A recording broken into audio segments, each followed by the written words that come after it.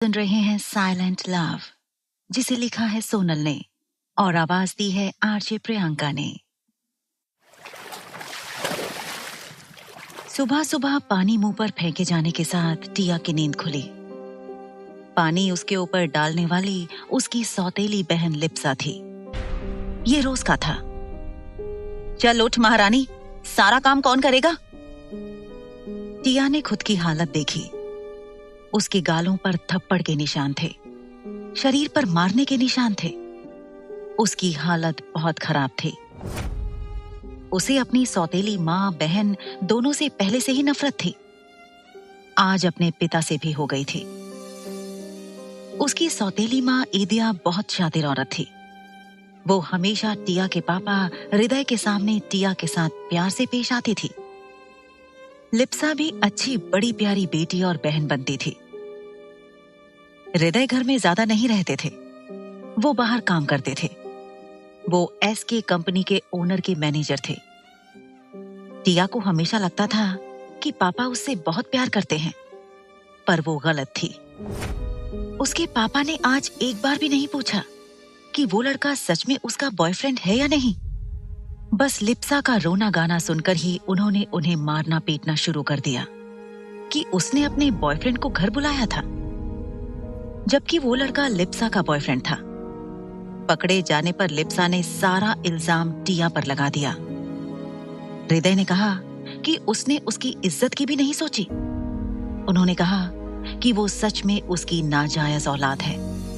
वो एहसान फरामोश है कि उन्होंने उसे पाल पोस कर बड़ा किया है और वो उसके एहसान का ये सिला दे रही है। ईदिया और लिप्सा ने जो नाटक किया था, उसकी वजह से हृदय ने टिया को बहुत मारा था। लिप्सा के बॉयफ्रेंड ने भी उसे बुरी तरह से फंसा दिया था। टिया को अपनी किस्मत पर बहुत रोना आ रहा था। बचपन से ही वो अपनी सौतेली माँ और बहन का जुल्म सह रही थी। उसे लगता था कि उसके पापा उसे बहुत प्यार करते हैं, लेकिन आज उन्होंने भी साबित कर दिया था कि वो उनके लिए कोई मायने नहीं रखती।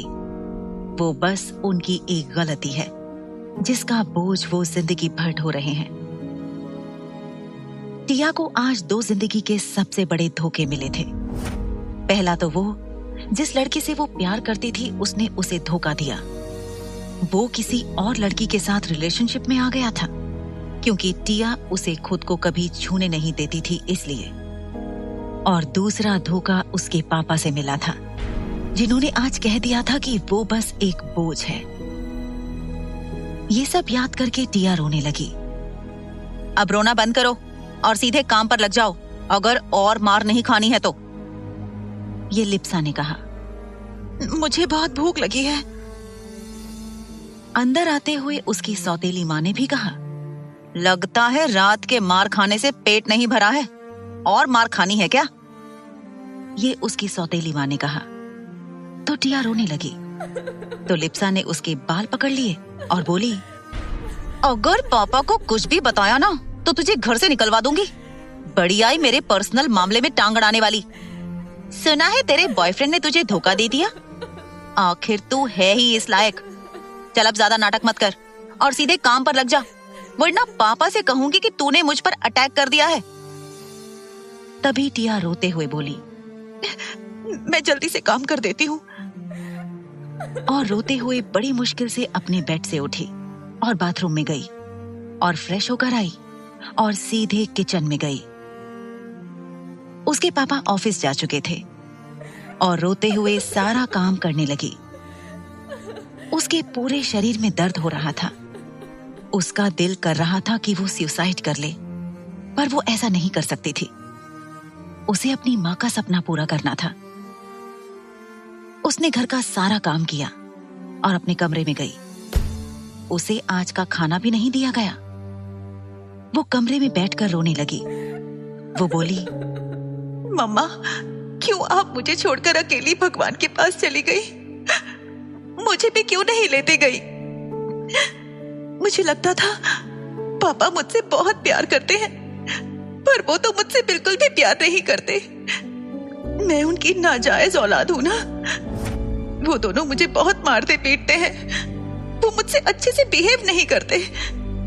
तीनों बहुत बुरे हैं। आई प्रॉमिस मम्मा, मैं एक दिन बहुत रिच बनूंगी, फिर दिखाऊंगी कि मैं आपकी बेटी हूँ। और ये कहकर टिया रोने लगी। टिया बहुत ही दुबली पतली थी, लेकिन भगवान ने उसे इतनी खूबसूरती दी थी कि कोई भी देखकर पागल हो जाता था। वो सच में बहुत खूबसूरत थी और वो अपने कॉलेज के सबसे हैंडसम हंक अव्यांश खन्ना की गर्लफ्रेंड थी। अव्यांश ने उसे गर्लफ्रेंड सिर्फ इसलिए बनाया था क्योंकि वो बस उसकी खूबसूरती देखकर उस पर फिदा हो गया था और उसके साथ टाइम पास करना चाहता था। पर टिया ने कभी भी उसे खुद को छूने तक नहीं दिया था। कॉलेज में एक और खूबसूरत लड़की थी जो बहुत ही घमंडी थी और वो अव्यांश को पसंद करती थी। उस लड़की का नाम साहना राय था। वो बहुत अमीर थी। उसे अपनी खूबसूरती पर बहुत घमंड था। अव्यांश टिया के साथ बोर हो गया था, इसलिए उसने सहाना का प्रपोजल एक्सेप्ट कर लिया और उसके साथ रिलेशनशिप में आ गया। सहाना ने टिया को बहुत बेइज्जत किया था पूरे कॉलेज के सामने। उसका मजाक बनाकर रख दिया था दोनों ने। सब लोग टिया पर हंसने लगे थे। टिया को अपने लिए आवाज उठानी नहीं आती थी। वो चुपचाप सहने वाली लड़की थी। उसके भोलेपन का कोई भी फायदा उठा सकता था। वो इतनी भोली थी कि वो कॉलेज के ही कैंटीन में पार्ट टाइम जॉब करती थी और अपना खर्चा चलाती थी, क्योंकि उसकी सौतेली माँ और बहन उसे कोई पैसा नहीं देते थे। टिया जैसे तैसे करके अपने कॉलेज की फीस भरकर पढ़ाई कर रही थी। वो आर्ट्स की स्टूडेंट थी। उसने 1 साल गैप भी किया था। पैसों की कमी की वजह से वो इस साल सेकेंड ईयर में थी। वो टॉपर थी, इसलिए उसे स्कॉलरशिप मिलती थी। रात को एक नाइट क्लब बार में लिप्सा अपने दोस्तों के साथ पार्टी कर रही थी। उस नाइट क्लब में बिगड़े हुए अमीरजादे लड़के भी थे जो नशे में धुत थे। उनकी नजर लिप्सा पर पड़ी जो नशे में थी। उसने छोटे कपड़े पहन रखे थे और लड़के उसे बुरी नजर से देखने लगे। जब लिप्सा बाथरूम की तरफ जाने लगी तो वो लड़के भी उसके पीछे पीछे गए और लिप्सा को पकड़ लिया। लिप्सा का तो सारा नशा ही उतर गया। एक लड़का बोला, "hey baby, come on, let's enjoy." तो दूसरा लड़का बोला, "आज की रात को हसीन बनाते हैं बेबी, हमारे साथ चलो।" वो सभी नशे में धुत थे। लिप्सा गिड़गिड़ाते हुए बोली, प्लीज लेट मी गो, मुझे जाने दो। तीसरा लड़का बोला, "ऐसे कैसे जाने दें बेबी, कम ऑन यार, you are so beautiful, enjoy." तो लिप्सा खुद को बचाने के लिए बोली, मेरी छोटी बहन है जो बहुत खूबसूरत है, वो मुझसे भी ज्यादा खूबसूरत है, उसके साथ एंजॉय कर सकते हो, प्लीज मुझे छोड़ दो। तो एक लड़का सोचते हुए बोला, ऐसा क्या है, जरा देखें तो सही। तो लिप्सा ने जल्दी से अपने फोन में टिया की फोटो दिखाकर कहा, ये मेरी बहन है, बहुत खूबसूरत है ना। तो सभी लड़के देखने लगे। एक लड़का बोला, ठीक है, तुम्हारी बहन कहाँ है? तो लिप्सा बोली, वो तो घर में है, उसे बुलाना पड़ेगा। तो दूसरा लड़का बोला, किसने मना कर रखा है? लिप्सा के दिमाग में एक आइडिया आया। वो बोली, उसके लिए कुछ रिश्वत देनी पड़ेगी। तभी एक लड़का बोला, तुम अपनी बहन को बेचना चाहती हो? तो लिप्सा बोली, ऐसे ही कुछ समझ लो।